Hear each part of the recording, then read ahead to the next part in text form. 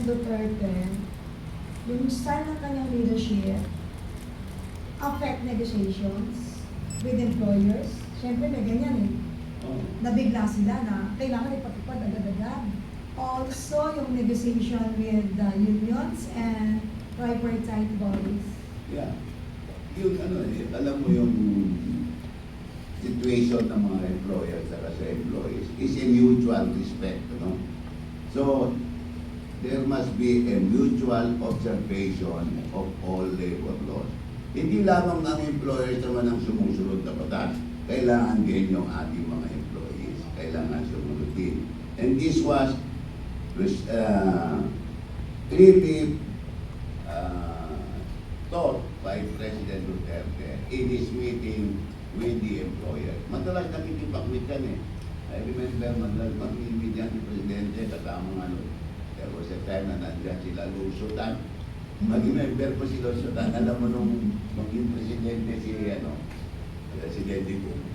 Hindi sila magkasundo ni Lusutan. Pero nung mag-remember nyo, ito malaman nyo ng ating mga kababayan ang ginawa ng ating Pangulo. Ma-remember nyo yung balita noon na meron tayong 9,000 workers in the Middle East na hindi nagsusweldo ng 2 taon. Tandaan nyo yun? At meron nga nang lumabas na fake news na yung ating mga kababayang OFW ay kumakain na ng basura. Nakita nyo yung may picture na parang dinada. Actually, hindi basura yun. Hindi basura yun. Yung mga kinakain ng mga kababayan natin na medyo hirap dahil walang sweldo, 2 taon, hindi nagsusweldo. Ang ginagawa nila, nandun sila sa may mga groceries.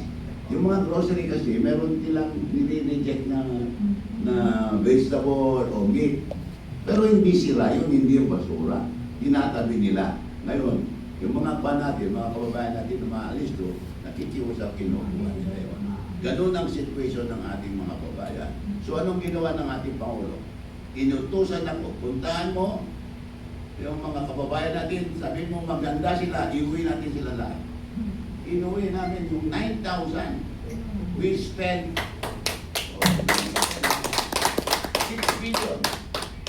Mas malaki sana, kaya lang medyo naiya si King Salman ng Saudi Arabia kasi yung karamihan sa mga Arabic leaders hindi nagbabayad ng sweldo. Inalok niya yung 5 airplane ng Saudi Airlines. Saudi Airlines. Yes. Meron siyang aeroplano. Saudi Airlines. Inalok niya. At nung nalaman ni Lusutan na ginawa ng King Salman yun, inalok niya yun ang plane, ang aeroplano. Nagamit din namin ang 10 aeroplano ni Lusutan at dahil doon naging kaibigan. Sabi niya, Mr. Tan, magkaibigan na tayo sa ginawa. 9,000 kilometer na. Pero nasingil na rin ngayon 4 billion. Oo, yung tax. Yung Bayad siya. Bigyan mo yan na pinauwi na yan. Sa gaya na alam nyo dito dapat malaman ng ating mga kabayan kung ano nagawa ng ating Pangulo. Ma-remember nyo nung COVID? Ma-remember nyo yung COVID? Yes. Lahat ng mga kababayan natin sa abroad, naka-deploy sa abroad, nawalan ng trabaho. Dahil COVID eh. So, nang ginawa ng Pangulo, inuwi niya lahat. We brought home 1,222,000 OFW. At uwi sila.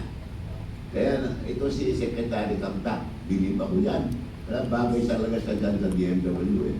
Kasi siya ang OWA administrator noon. So, lahat ng mga umuwi, every day may umuwi ng mga OFW, nandyan sa airport. Pagdating sa airport, antigen. Pagka positive, hospital. Pag negative, hotel. Kaya noon, nung COVID, walang mga hotel guests, di ba? Dahil COVID eh. Kayo kami, the Department of Labor, ang bumuhay sa mga hotel. Manila Hotel, Sofitel, Conrad. Diamond Hotel, Conrad Hotel. Pinuno namin yan ng mga OFW.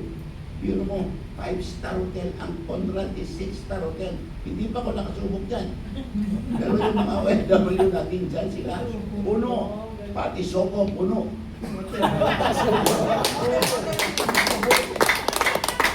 We went as far as Batangas to look for hotels kasi puno.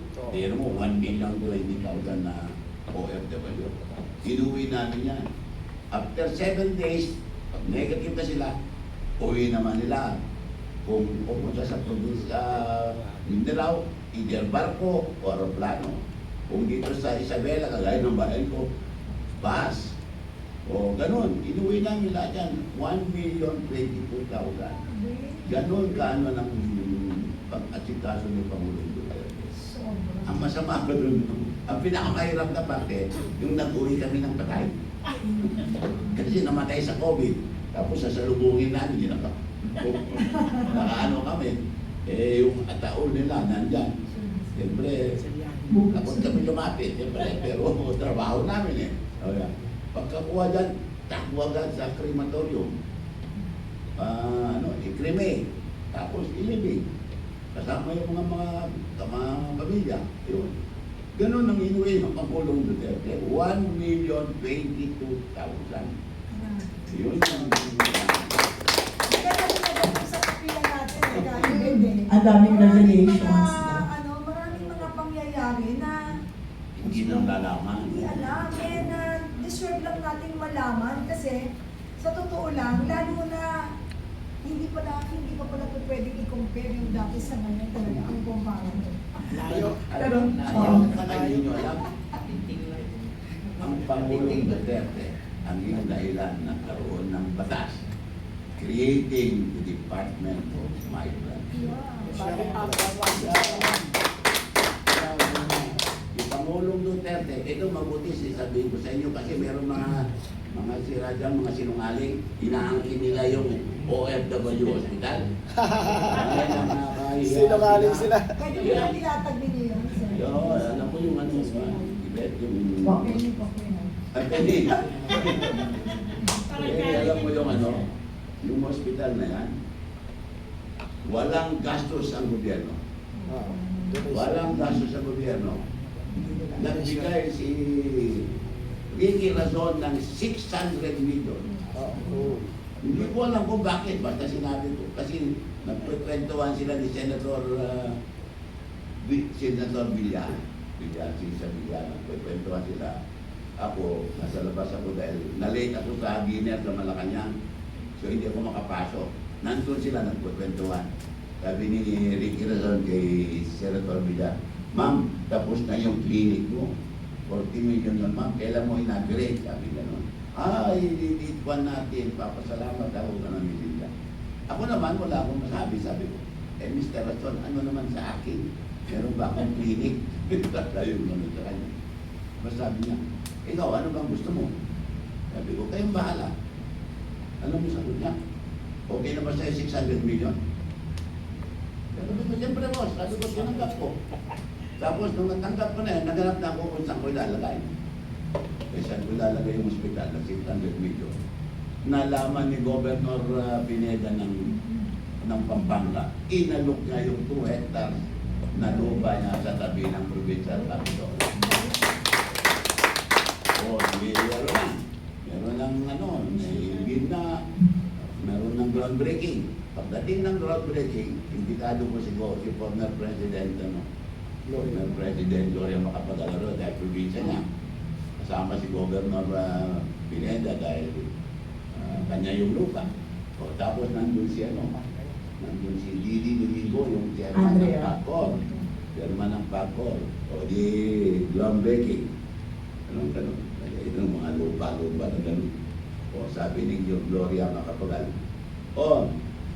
Chairman Didi, ano naman ang maibigay mo? Nagbigay si Ricky Razon ng 600 million.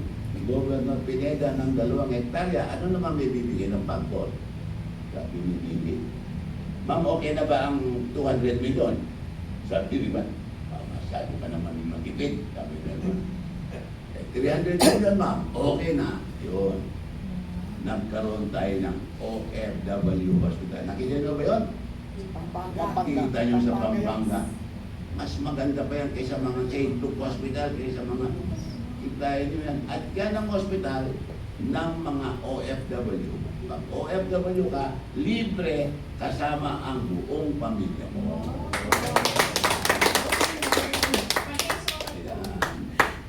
Inaugurate yan noong June 20, 2022.